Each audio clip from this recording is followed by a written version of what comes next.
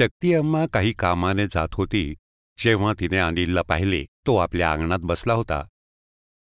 शक्ती अम्माने अनिल आणि रीनाला भेटून जायचे ठरवले. शक्ती अम्माला पाहून अनिलला खूप आनंद झाला. अरे शक्ती अम्मा, या या. आज खूप दिवसानंतर कसे काय येणे केले? आजकाल तुम्ही येतच नाही.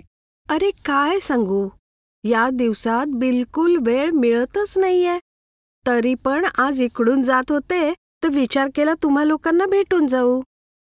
चांगलं केलं अम्मा. रीना सुद्धा येतच असेल. रीना नाहीये? कुठे गेलीये? अरे काही नाही अम्मा, ती एवढ्यात येतच असेल. घ्या, ही पाहिलीच.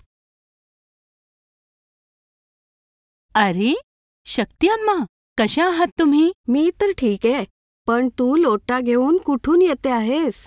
तुम्ही लोकांनी घरात शौचालय नाही बांधलं अजूनपर्यंत?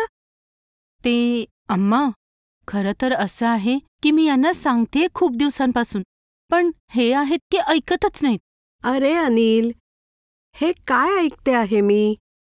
शक्ती अम्मा, खरं तर गोष्ट अशी आहे की मी विचार करतोच आहे की शौचालय बांधून घेऊ. बस वेळ मिळत नाहीये. बघ अनिल, जसे खाणे, पिणे, झोपणे या सगळ्या गोष्टी आपण टाळू शकत नाही, तसेच शौचालय बनवणे सुद्धा एक असे काम आहे ज्यास आपण टाळू शकत नाही. घरात शौचालय बनवणे तेवढेच आवश्यक आहे जेवढे खाणे, पिणे आणि श्वास घेणे. हीच गोष्ट तर मी ह्यांना सांगत असते. बघ अनिल, उघड्यावर शौच करणे एक खूपच वाईट सवय आहे, ज्याचे खूप सगळे तोटे आहेत. उघड्यावर शौच करण्याने प्रत्येक ठिकाणी घाण पसरण्याची भीती तर असतेच, सोबतच याने आजार सुद्धा पसरतात. उघड्यावर शौच केल्याने हगवण, आमांश, टायफॉइड, आतड्यातील किडे यासारखे अनेक आजार होऊ शकतात. आणि अशा प्रकारच्या घाणीमुळे नदी, नाले किंवा तलावातील पाणी सुद्धा दूषित होते.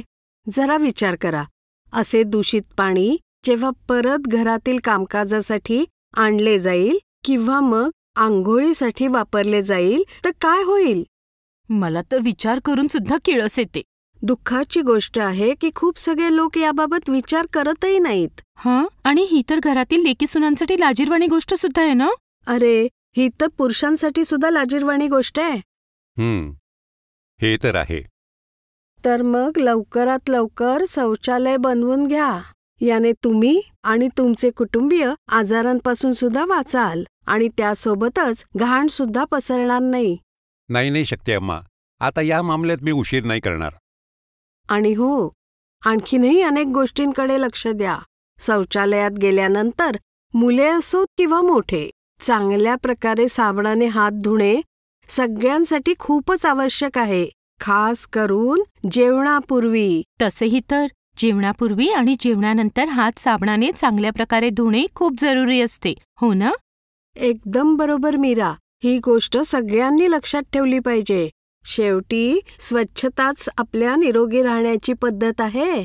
शक्ती अम्मा, मी वचन देतो, आता आणखी निष्काळजीपणा करणार नाही. शेवटी हा माझ्या कुटुंबाच्या भविष्याचा प्रश्न आहे.